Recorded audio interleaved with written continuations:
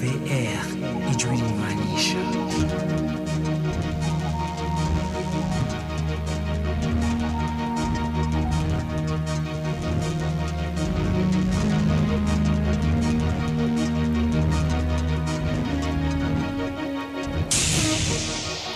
RVR ijwi limaanisha.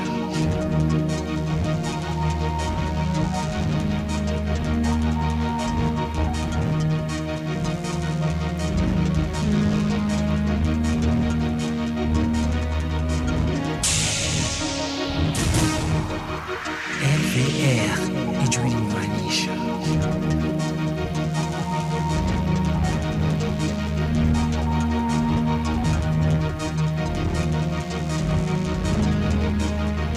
Amahoro y'Imana mwebwe mwese muteze amatwi kunsamiriza RVR ijwi limaanisha isamira ku mugwa mukuru wa Diocese Katolika ya Muinga n'umwanya w'amakuru mu Kirundi yo kuri wa 24 ntwarane umwaka wa 2023. Badene Ramadan nijengeye ko bashikiriza utuma majo bashikira akabari irakoze Lukman yimenyereza kunsamiriza RVR ijwi limaanisha. Ingingo nkuru zigize aya makuru nizikurikira. Umuvyeyi Bikira Maria niwe bayi wa mbere mu kwakira no mu kugendera ishaka ry'Imana akanarirangira mu buzima bwiwe bwose. Twabateguriye muri aya makuru muraja kuvyumva.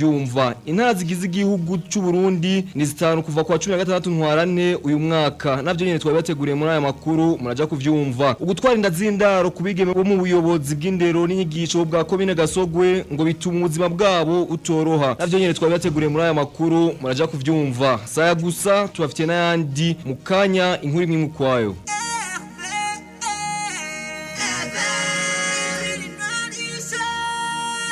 Turongeye kuba ikaze mudukundire aya makuru cyarere mwavuga mu kwemera umuvyeyi Bikira Maria ni wawe wa mbere mu kwakira no mu kugendera ishaka ry'Imana akanarangura mu buzima bwiwe bwose vyashikijwe na Patiri Joseph Ziwa unkuka ya misa yaherejwe muri Paroisse Katolika ya Muinga ku munsi wa gatandatu igenezo rya 2025 ntwarane uyu mwaka ivyo bivuze mu gihe hari haramutse ahimbazwa umunsi mukuru w'ibugwa ry'umukama Idonido na Berize Dusabe yimenyereza kunsamiriza RVR ijwi limaanisha. Mu gihe kuri wa gatandatu igenekezo rya 2025 ntwarane hariko hahimbazwa umunsi mukuru w'ibugwa ry'umukama Annonciation du Seigneur mu rurimi rw'igifaransa. Patiri Ziwa Joseph musigura yatanze mu nkuka ya misa yamenyesheje ko Bikira Maria ari we muvyeyi wa mbere yakiriye ishaka ry'Imana akongera akanarigendera mu buzima bwiwe bwose. Jewe ndumusavyi w'umukama nibimbere nk'uko bivuze niyo jambo umuvyeyi wacu Bikira Maria yavuze uwo munsi yakira uwo mwana w'Imana mu mbani yiwe ni jambo rikomeye cyane.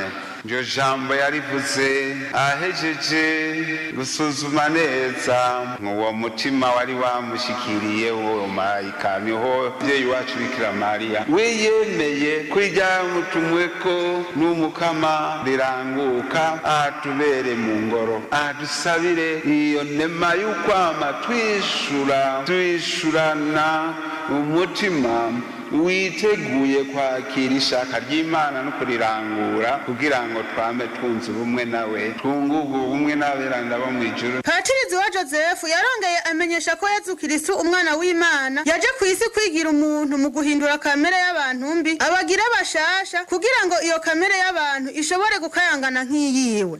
Ukwigira umuntu k'umukama wacu Yesu Kristo yaje muri kamere yacu kugira ngo yari yataye kanovera yari yataye cyane byari byabaye bidibidiri ayigire kamere nzima nshasha ishobora gusayangana niyiwe ku munsi w'imperuka aho tuzozukana nawe muzuka y'abazoba banditswe muri ca gitabo cy'ubuzima. Twabamenyesha ko uwo munsi mukuru w'ibugwa ry'umukama uhimbazwa igenekerezo rya 2025 ntwarante muri Ekereziya uko umwaka utashe nayo Dismas na Nikodemu akaba ari baberanda bahimbazwa kuri uwo munsi. Umunsi mukuru w'ibugwa ry'umukama muri Ekereziya Katolika umunsi werekana urukundo Imana yakunze abantu mu kuza kubana nabo ni vyashikijwe na Patiri Sebastien Rerimana kwa 2025 ntwarante uyu mwaka aho ari umunsi ahimbazwa umunsi mukuru w'ibugwa ry'umukama. Tumumvirize yari kuri mikro ya mugenzi wacu Berize Dusabe yimenyereza kunsamiriza RVR ijwi limaanisha. Kunze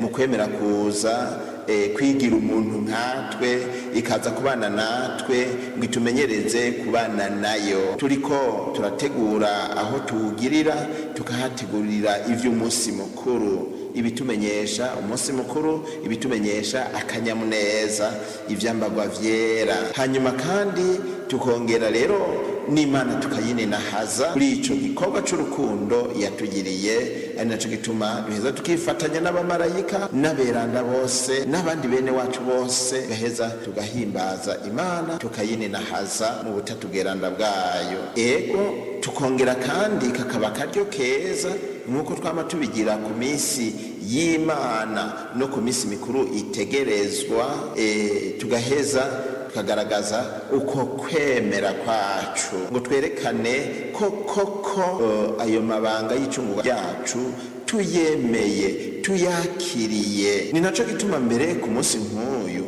ekleziya iraheza ikanadusaba gukubita ivi hasi dushitse kuri aya majambo ngo yihaye umubiri mu nda ya Bikira Mariya ku bwa mutima mweranda yigira umuntu, kugira ngo tugaragaze uko kwemera ko ari Imana koko yaje mu bantu, kugira kandi twongere twerekane icubahiro dufitiye iyo Mana bisubiye, twongere twerekane ko twakiriye mu buzima bwacu nyabworo, twakiriye mu buzima bwacu bwasinzikajwe n'igicumuro, bwafutanijwe n'igicumuro, ko twakiranye icubahiro iyo Mana ije iwacu. Erega mbere si no kubihimbaza nk'ugira isabukuru ryo kwibuka ibyabaye, ahubwo tubihimbaza nk'abariko barabibamwo. Berize dusabe murakenewe ko izo nkuru zose mwadutorokanirije. Yesu Kristo yagaragaje urukundo mu kwinjira mu ishaka ry'Imana, iryo naryo ni iryuka abantu bose borokoka. Ni vyavuzwe na Patiri mukuru wa Katedrale Paruwasi ya Muinga, Patiri Sebastien Harerimana kwa 2025 ntwarante uyu mwaka. Yamenyesheje ivyo mu gihe haramutse yahimbaza umunsi mukuru w'ibugwa ry'umukama. Idonido na Benite Niyonknguruka imenyereza kusamiriza RVR eje rinywanisha. Yesu Kristo yarerekanye urukundo akunda abantu mu kubabohora, abakuye mu minwa y'umasi yari yabajyanye kure y'Imana, abagarukane mu nyonga z'Imana. Nkuko byashikirijwe na Patiri Sebastien Harerimana ku wa gatandatu igenekerezo rya 2025 ntwarante umwaka wa 2023. Turi mu gihe ca karemaniko, igihe kirutegurira guhimbaza amabanga y'icungwa ryacu yagaragariye muri ya misi itatu, mugabo duhimbaza nk'umunsi umwe, wa kane mweranda, wa gatanu mweranda n'ijoro rya Pasika, aho duhimbaza ikinyegezwa kimwe c'urukundo Imana yadukunze ikaturungikira umwana wayo w'ikinege kugira ngo aze kutugaragariza urwo rukundo, nawe mu kurugaragaza agaheza akabitwereka mu kwemera ko twitangira. Patiri Sebastien yarongera asigura igituma umunsi mukuru w'ibuga ry'umukama uhimbaza igenekerezo rya 2025 ntwarante uko umwaka utashe. Novuga nti bamubuye uyu munsi azoheze avuke haciye amezi 9 nk'uko nyene dusanzwe tubona bisanzwe biba no mu buzima bw'abandi bana basamwa bagaheza bakavuka.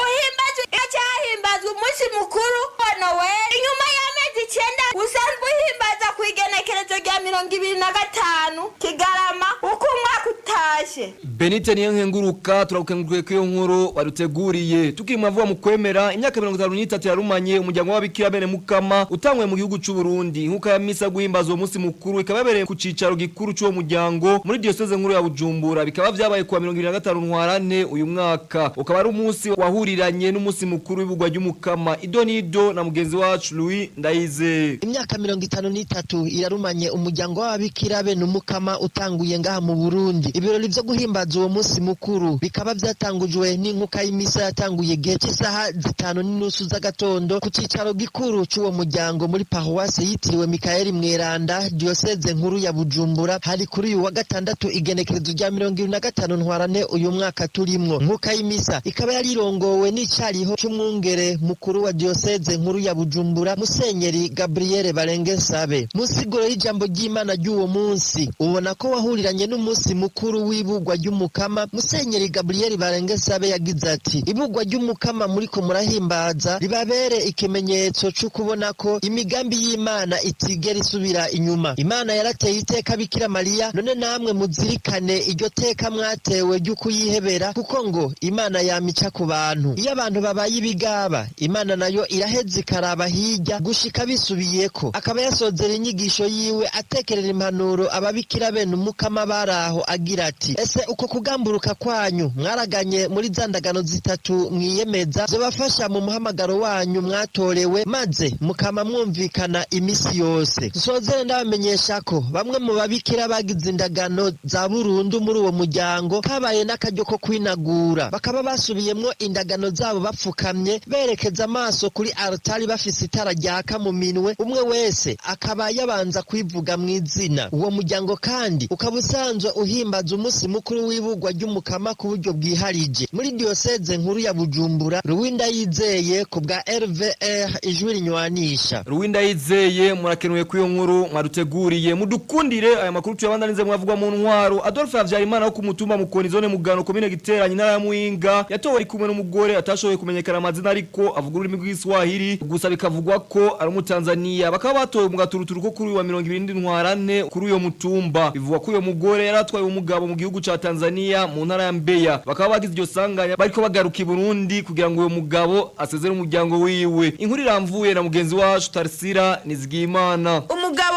azwi ku izina rya Adolphe Havyarimana avuka ku mutumba Mukoni zone Mugano komine Giteranyi intara ya Muyinga yatowe ubwenge bwiwe butakimeze neza ari kumwe n'umugore avuka mu gihugu ca Tanzania kuri uyu wa 27 ntwarane umwaka w'ibihumbi 2023. Nkuko tubimenyeshwa n'umukuru w'umutumba Sinzikije Yusufu, ngo uwo mugore agitwara uwo mugabo yamubwira yuko amujanye mu mahanga ya kure mu gihugu ca Tanzania aho bita Mbeya, hanyuma ati sino kujana udasezeye abana niko guhindukira ngo amuzane gusezera abana. Uwo mugabo baje kumutwara ubwenge hanyuma ubwenge bugaruka mu nyuma. Umuntu w'umugore abonekana ko ari marabura yavuga yuko yamubwiye yuko ngo amutwaye muri Tanzania mu mahanga ya kure. Rero na nyamugabo nawe uri kiruruma ndabona nta ningufa zigiye nta n'ubwiza bukwiye.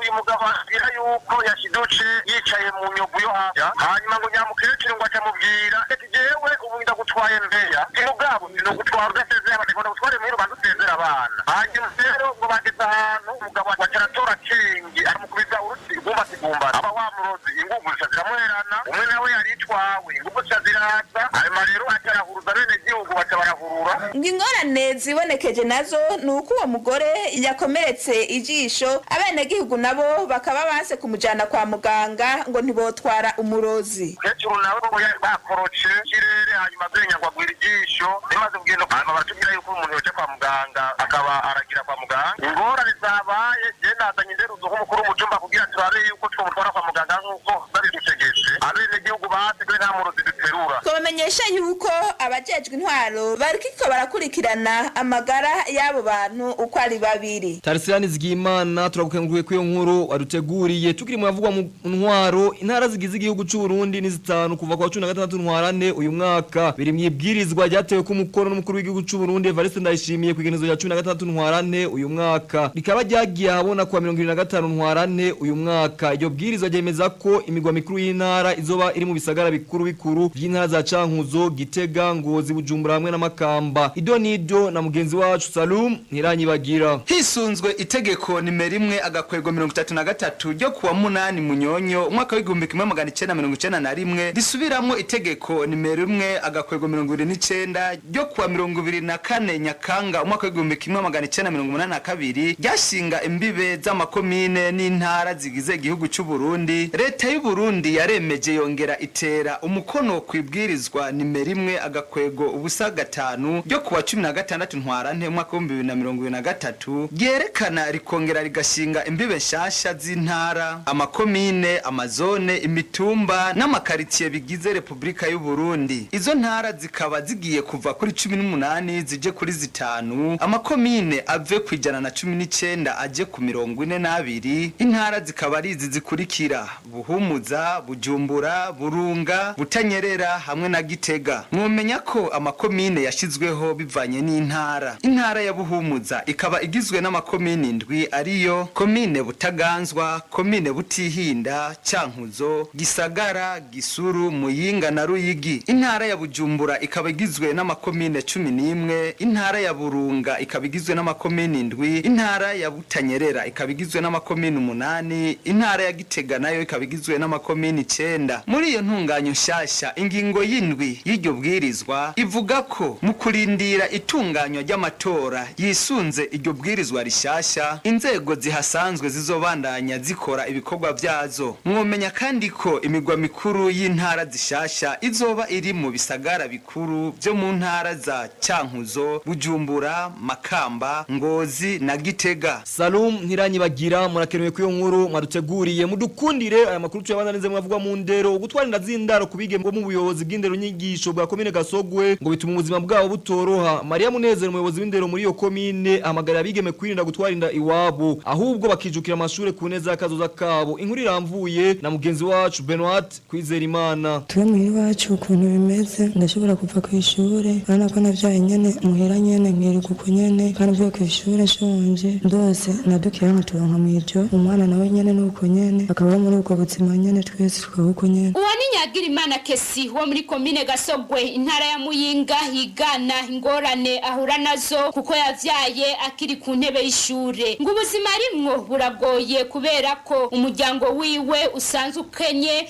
mbere no gusubira ku ishure ngo ntivyamworoheye. Yafashijwe n'ubuyobozi bw'indero muri iyo komine bwamuhaye amakaye ariko bakamubwira ko atamenye batazosubira kuzimuha. Ujeje indero muri iyo komine Marie Munezero ahanura bene abo bigeme kwirinda gusubira gutwara inda bakiri ku ntebe y'ishure ahubwo ko bo kwitwararika gutegura kazoza kabo bakirinda ibibakwega kwega. Bahamagarira kudasubira kubisubiramo hanyuma bakazoza kabo gusubira mu ishuri bakamara amashuri nk'abandi bantu. Uwo muyobozi avuga kandi ko babandanya guhimiriza mu manama atandukanye kugira ngo indero y'umwigeme igarukigwe mbere nabo byashitse bagatwara inda batipfuza bagahagarika kwiga bagahamagarirwa gusubira mu mashure mu ntumbero yo kugera ku iterambere rirama kandi ridakumira. Benoit Kwizerimana turagukengurukiye kuyo nkuru wadutorokanirije mudukundire aya makuru cyabandanize mwavugwa mu ntwaro. Igipolisi cy'u Burundi cyarekanye umugabo yaramaze iminsi yitira kari we yarongoye igipolisi kijeje gucungera imbibe n'ikirere PAF akaba byifashisha mu gusaba amafaranga abantu ababwira kazo baronse impapuro z'inzira hamwe na murekarengane ico bita passeport mu rurimi rw'ifaransa akaba yaramaze kwiba amafaranga y'amarundi arenga umuriyoni. Pierre Nkurikiye umuvugizi w'ipolisi cy'u Burundi asaba bene igihugu kurikanura mu kudahendwa mu gihe bariko bararondera ivyangombwa kandi vyiza boza barishikira aho bikoregwa. Ijwi ry'umuvugizi w'ipolisi turikesha mugenzi wacu Eliezer Harerimana. Umwaka wa 2023 hariya mu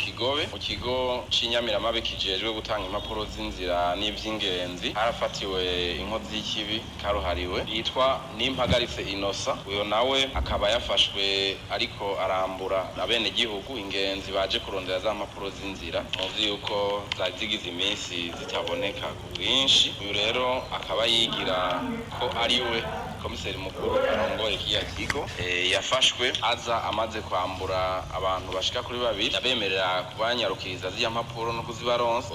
Wa mbere yari amaze kumuha amafaranga ashika ku miliyoni n'ibihumbi 630 vy'amarundi. Wa kabiri nawe yari amaze kumutwara amafaranga ashika ku miliyoni n'ibihumbi 300 vy'amarundi.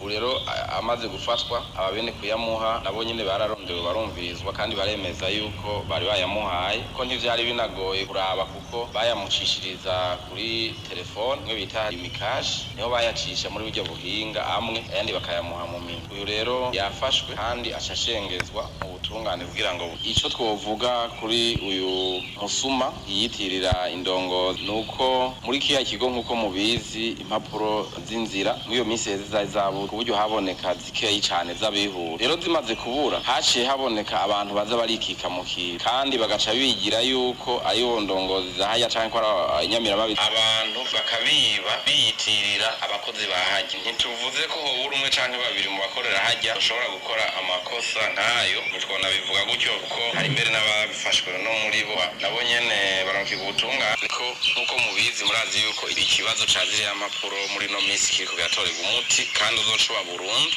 kuko ibikoresho vyarabonetse kandi impapuro ziriko ziratangwa ku bwinshi ku buryo mu minsi mike iri imbere abantu bose bifujije izo mpapuro bazoba bashoboye kuzironka. Tukiri mwavuwa mutekano imiliyoni amajana 998 n'amajana 252 z'amafaranga y'amarundi amadolari ibihumbi amajana 412 hamwe n'amanyaburaya euro miliyoni 31 niyo yibwe muri banke DTB iri mu gisagara ca Bujumbura ni vyavuzwe n'umuvugizi w'igipolisi cy'u Burundi Pierre Nkurikiye akamenyesha ko bayivye mu ijoro ryo kwa 12 iricira iryo kwa 13 ntwarane uyu mwaka. Umuvugizi w'igipolisi ahamagarira abarongoye amabanki gukoresha abo bizeye inkuru iramvuye na Eliezer Harerimana. Abantu bagera ku 8 nibo baraye bahagaritswe n'igipolisi cy'u Burundi kuri uyu wa 2026 ntwarane uyu mwaka bakaba bagirizwa kwiba ibanki DTB amafaranga y'umurengera y'amarundi hamwe n'amanyamerika kumwe n'amafaranga y'abanyaburaya bakaba bayivye mu ijoro ryo kwa 12 ntwarane rishira wa 13 ntwarane uyu mwaka nkuko bivugwa n'umuvugizi w'igipolisi cy'u Burundi Pierre Nkurikiye. Mu ijoro ryo kwa 12 rishira wa 13 ntwarane uyu mwaka wa 2023